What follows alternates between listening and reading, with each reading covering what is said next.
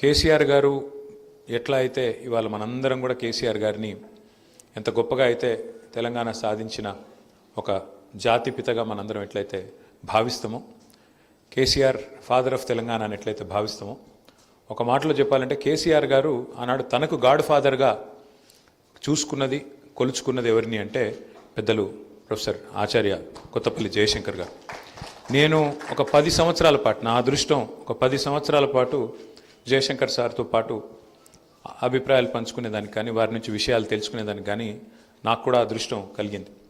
2004 August నుంచి 2013-14లో వారు చివరి దశ దాకా కూడా వారితో ఎన్నో సందర్భాలలో ఎన్నో గంటలు గడిపే అవకాశం అందరికీ కూడా అంతమందికి దక్కింది.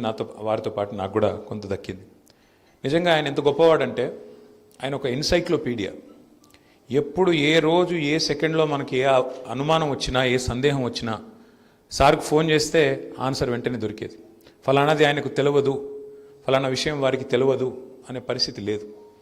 అంటే ప్రపంచ విషయాలు కానీ, భారతదేశానికి సంబంధించిన విషయాలు కానీ, ఉమ్మడి ఆంధ్రప్రదేశ్, తెలంగాణకు జరిగిన వివక్ష, అన్యాయం, ఏ రంగం తీసుకున్నా జయశంకర్ సార్కు తెలియని సబ్జెక్ట్ అంటూ ఉండకపోయేది. అంతలాగా ఆయన అధ్యయనం చేసేది, అంత చదివేది, అంత అర్థం చేసుకునేది, అవగాహన పెంచుకొని ఇతరుల జ్ఞానాన్ని పంచే ప్రయత్నం చేసేది. జయశంకర్ గారిని నేను కొన్ని విషయాలు కావాలని ఒక స్టూడెంట్ మాదిరిగా గుచ్చి అడిగేటాను. ఎందుకంటే సారు అల్టిమేట్గా టీచర్, ప్రొఫెసర్గా, వైస్ ఛాన్సలర్గా పనిచేసిన, ఇంకా ఎన్నో ఉన్నతమైన పదవులు అధిరోహించిన, అల్టిమేట్గా వారు ఒక టీచర్ వృత్తిపరంగా. కాబట్టి అడిగితే నొచ్చుకోకుండా, అస్సలు ఏమాత్రం చెప్పిన విషయాన్ని మళ్ళీ చెప్పాల్సి వచ్చినా చాలా ఓపికగా చెప్పేది. ఒక్క మాట నాకు బాగా గుర్తున్న మాట.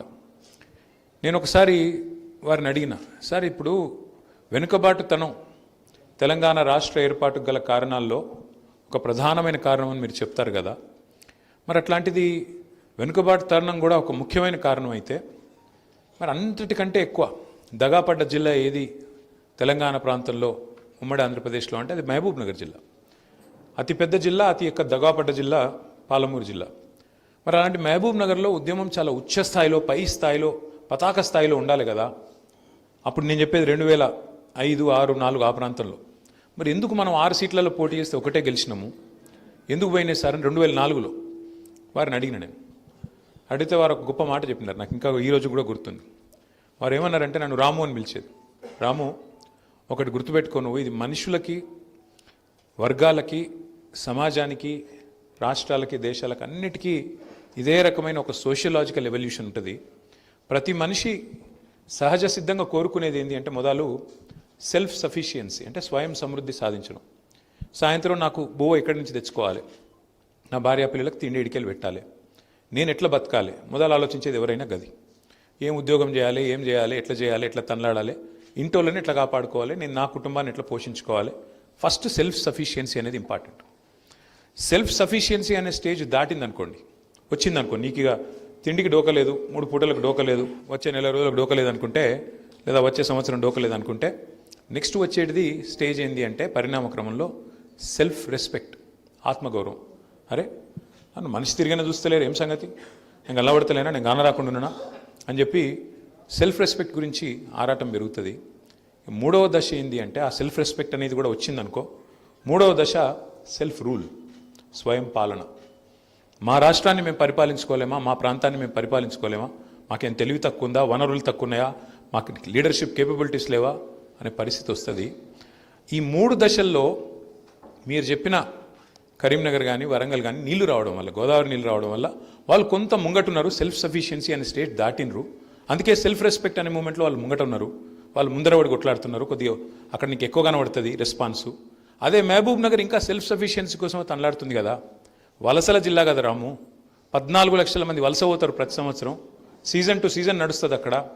వాళ్ళకి ఇప్పటికిప్పుడే నువ్వు ఆత్మగౌరవ జెండా ఎత్తు అంటే తిండికి లేకపోయి నేనేడికెళ్ళి చూడాలంటారు. కాబట్టి గట్లున్నది, అర్థం చేసుకో అని చెప్పిండు.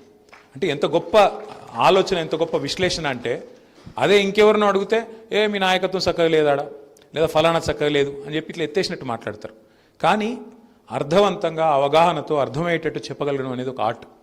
డెఫినెట్గా జయశంకర్ సార్కి మించి అంత గొప్పగా చెప్పగలిగిన వాళ్ళు ఇట్లాంటి విషయాలు ఎవరు లేరు. 2వ మాట ఆయన పదే చెప్పేది, ఉప ఎన్నికలకు కేసీఆర్ గారు ఒకసారి కాదు ఎన్నిసార్లు ఉప ఎన్నికలు వచ్చినాయంటే ఆ రోజుల్లో ఎన్నిసార్లు రాజీనామా చేసిందంటే తెలంగాణ రాష్ట్ర సమితి అనే పార్టీ పెట్టిన తర్వాత కేసీఆర్ గారు మీకు తెలుసు తెలంగాణ రాష్ట్ర సమితి అనే పార్టీ పుట్టడమే పదవీ త్యాగంతో పుట్టింది. డిప్యూటీ స్పీకర్ పదవికి శాసనసభ్యత్వానికి రాజీనామా చేసి ఉప ఎన్నికను అనివార్యం చేసి ఉప ఎన్నికను ఆహ్వానించి అందులోంచి ప్రజాశక్తిని దేశం మొత్తానికి చూపెట్టింది కేసీఆర్ గారి నాయకత్వం. కానీ రాజీనామాలు రిపీటెడ్గా అవుతూ ఉన్నాయి. 2006లో 2008లో అయినప్పుడు నేను అడిగిన సార్ని, సార్ రెండోసారి ముఖ్యంగా 2008లో రాజీనామా చేసినప్పుడు కేసీఆర్ గారు, నేను జయశంకర్ సార్తో కొద్దిసేపు వాదం పెట్టుకున్నా. మళ్ళీ ఎందుకు రాజీనామా చేయాలి సార్, మొన్ననే చేస్తాం కదా 2006లో, సార్ ఎందుకు చేయాలి కేసీఆర్ సారు అన్న. అంటే ఆయన గొప్ప మాట అన్నాడు, గుర్తుపెట్టుకో రాము, ఉద్యమానికి 3 పార్శ్వాలు ఉంటాయి. మొదటి పార్శ్వం సెన్సిటైజేషన్, భావజాల వ్యాప్తి, అది నిరంతరం జరుగుతూ ఉండాలి. భావజాల వ్యాప్తి అంటే తెలంగాణకు జరుగుతున్న అన్యాయం పట్ల చర్చ జరుగుతూ ఉండాలి. రెండవ దశ, రెండవ పార్శ్వం యాజిటేషన్, ఆందోళన పథం. ఎప్పుడు సందర్భం వస్తే ఎప్పుడైనా, ఇప్పుడు ఉదాహరణ కిందాక పెద్దలు చెప్పినట్టు నిరంజన్ రెడ్డి గారు, నాగార్జున సాగర్ ఎడమ కాలువ మీదనేమో లిఫ్టులు మన రైతులు మెయింటైన్ చేయాలి, కుడి కాలువ మీద మాత్రం ప్రభుత్వం మెయింటైన్ చేయాల్సి వస్తుంది అన్నప్పుడు కోదాడ నుంచి హాలియా దాకా ఆ రోజు కేసీఆర్ గారు పాదయాత్ర చేయడం జరిగింది. సో అట్లా ఆందోళన పదంలో ప్రయాణం చేయడం. ఆర్డీఎస్లో అన్యాయం జరుగుతున్నది, మనకు నీళ్లు రావడం లేదన్నప్పుడు నడిగడ్డలో ఆ రోజు జోగులాంబ నుంచి కింద గద్వాల దాకా కేసీఆర్ గారు పాదయాత్ర చేసినారు. 2001-2 నేను చెప్పేది. అట్లా ఆందోళన పదంలో పోవాల్సి వచ్చినప్పుడు పోవాలి. మూడవది